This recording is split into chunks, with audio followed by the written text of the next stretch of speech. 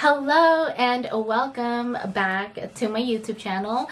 If you are new here, hello, hi, my name is Nicole and I'm glad you came to this video. But for today, I am actually going to be doing a pregnancy update. I am actually 31 weeks pregnant at this time, so I kind of want to just get a pregnancy update video out there before I don't know what's gonna happen with the next couple weeks, but yeah, I've been meaning to do this video. I've recorded a pregnancy update when I was at 22 weeks. Unfortunately, the editing, it didn't go through. It was like encrypted or something like that. It was just not uploading correctly. And I was like, you know what? It was just not meant to be. So we're here today, couple weeks later, but we are going to talk about everything pregnancy related, how I've been feeling, my due date, what's been happening lately, and yeah, if you are interested or just curious about my pregnancy, then just keep on watching.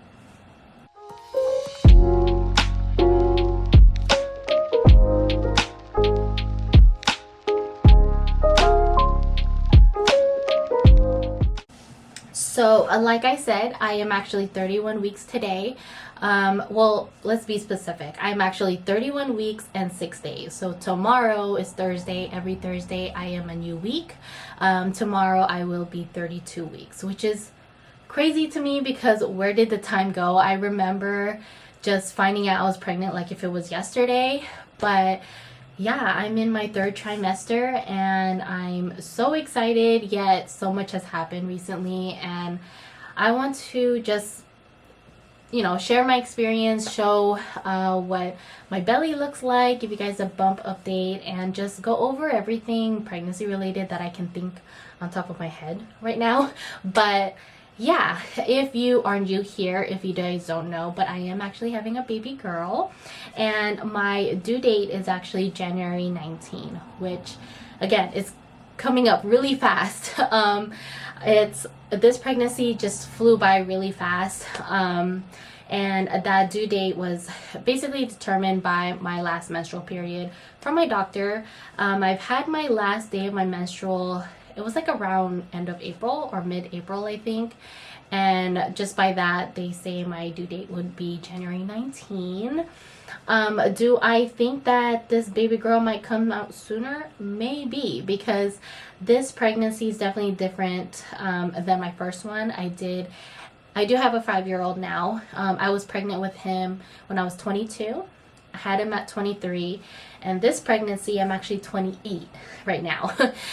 So it's definitely, it's not like a huge gap, but it's my lifestyle now and just my like my body is not the same as when I was 22, so it's definitely different.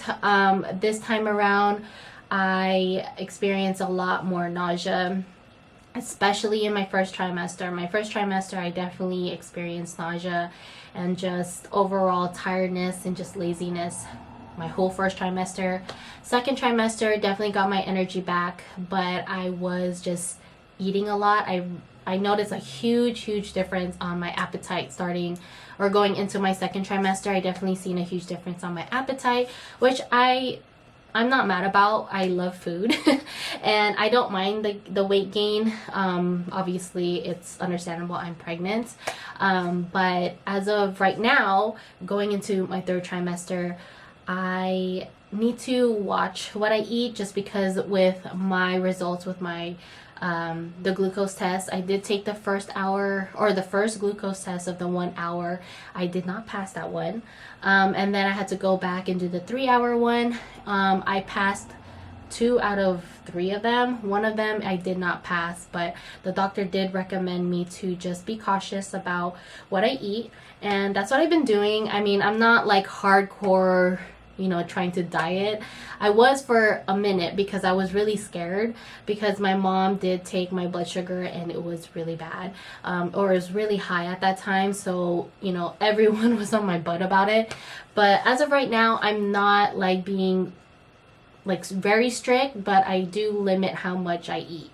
As far as like just junk food, sweets and stuff like that. I still eat all of that. It's just kind of minimizing it, because before I would just eat and eat and eat. I would eat until I know I'm full, but I would still eat because I love the taste of it.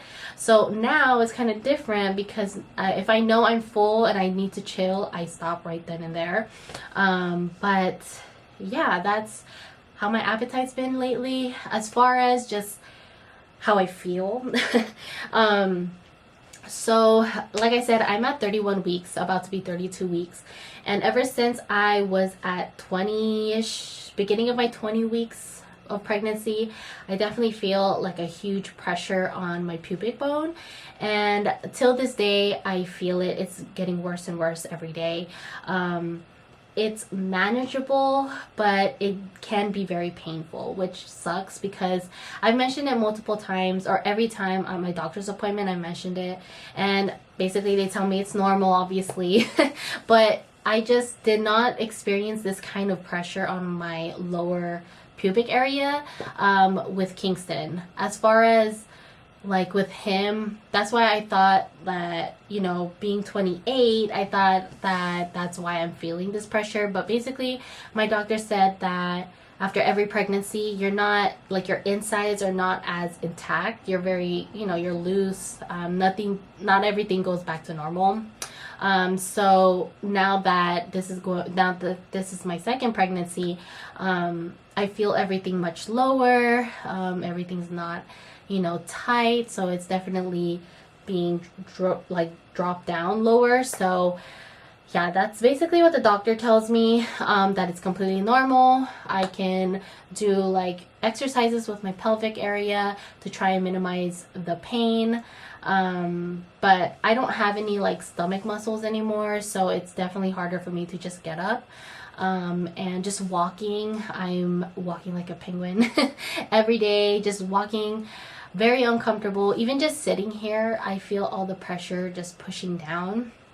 Now, this is probably really TMI, but just to be specific of how I feel down there, like my vagina area feels like something's just gonna fall out of me. If I was to squat for more than 10 seconds, I just feel like a huge shift, just like falling down.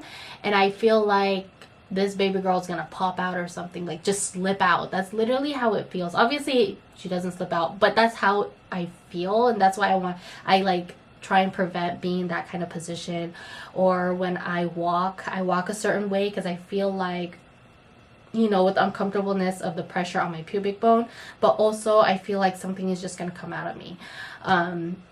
That just comes to show that she's very low. And I mean, previously with Kingston, with my son, I was considered high risk because of the placement of the placenta was very low, and it was supposed to shift up at a certain amount of weeks, and that did not happen. So I was considered high risk, and I had to be monitored every other day with NSTs and stuff like that. And it was like very different, you know. And eventually I was, you know, the placement of the placenta was able to shift where it was supposed to, and everything came back to normal. But as far as for this one, with all my ultrasounds, they say that everything is normal. Placement of placenta, water fluids, everything like that is just normal. So yeah, it's just because this is my second pregnancy, and I mean, I don't know, because of how low she feels, that's why I say she might, like, I have a feeling she might come, you know, sooner than my due date. But if that happens, just, I hope I'm prepared. But yeah, so that's how I've been feeling about, you know, physically about my pubic area, just like that lower area. It's been really hard getting out of the bed. I roll off the bed. I literally have to just like roll, and then once I get up I have to stand there for like a couple seconds, because obviously with all the weight shifting, I need to just adjust properly so it's more comfortable. But yeah, that's my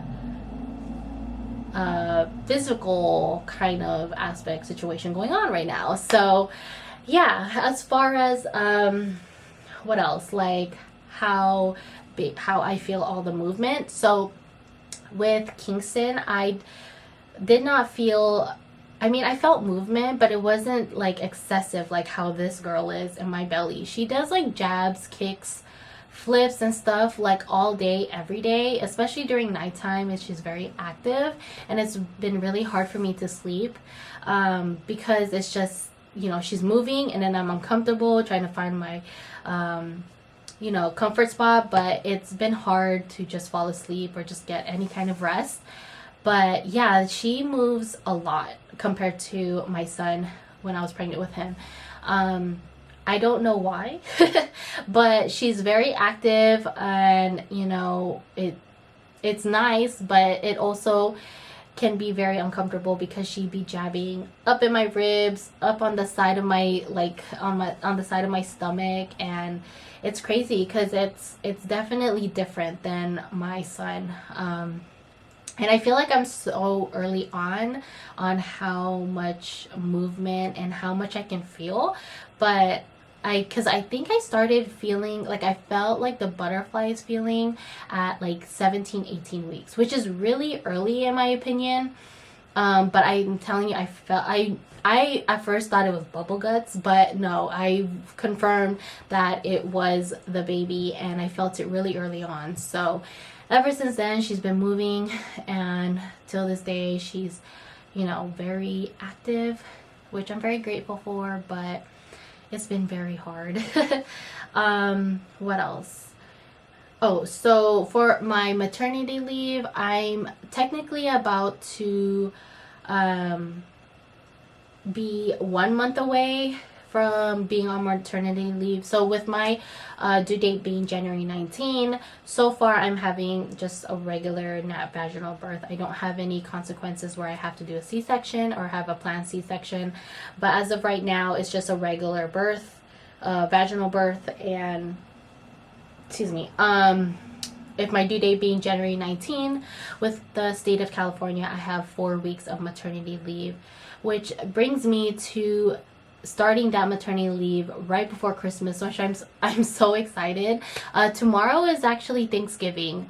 Yeah, today's the 23rd. Tomorrow is Thanksgiving, and that means that I'm literally 1 month away from being or starting my maternity leave, which I am so excited for because I'm just so overworked. And even though I work from home, it's very stressful because not only do I work from home, but I'm also a full-time mom. Doing all of that all at once, it's very, very chaotic and just too much. But that's how my life is, and you know, I'm ready to be off and just focus on the pregnancy, on my health, taking care of Kingston, my family. But I got 1 more month of working, and then I should be on maternity leave. And then after that, I don't know what's gonna happen. I know I have 6 weeks of paid family leave, or like the short, you know, being paid to be with the baby for recovery as well. And then I am planning to do PTO because I saved up a lot of my PTO for after, you know, they don't pay me, then I will be able to use my PTO, which I'm not sure yet of how much I'll be using, but that is the plan. And what else? I think that's what I can think on top of my head. This pregnancy brain is something else, but I can't really think of anything else that I want to talk about. But that's pretty much I can think about my pregnancy. Now I do want to show you guys a update on my belly, like to show you how my belly looks. Let me just position myself. Okay, so again, I'm 31 weeks and 6 days. So tomorrow I'll be 32 weeks. But this is how my belly looks. Definitely much bigger than with my son. I feel like I look like this at 39 weeks. I have a photo, like a Polaroid of me right before my induction, and I this is how big I looked. But yeah, this is me at 31 weeks and 6 days. Definitely have stretch marks. Yeah, I can see I have new stretch marks here on top of my belly button. I still have the stretch marks from Kingston, but I definitely developed new ones, which I don't mind, honestly. I don't mind the stretch marks. But yeah, that's how I look as of now. But yeah, that's pretty much it for this video. I don't know what else to talk about, and I feel like I've talked too much. But if you enjoyed this video, please give it a thumbs up. If you have not subscribed yet, go ahead and subscribe down below. I definitely will appreciate it if you just stick around. If you have not followed me on Instagram, I'm definitely more active on there. If you want to keep up with me, definitely follow me on my other social platforms. But other than that, thank you for watching if you made it this far. But yeah, I'll definitely see you guys in my next video. Bye guys. She's a Mona Lisa. Everyone's lining up to see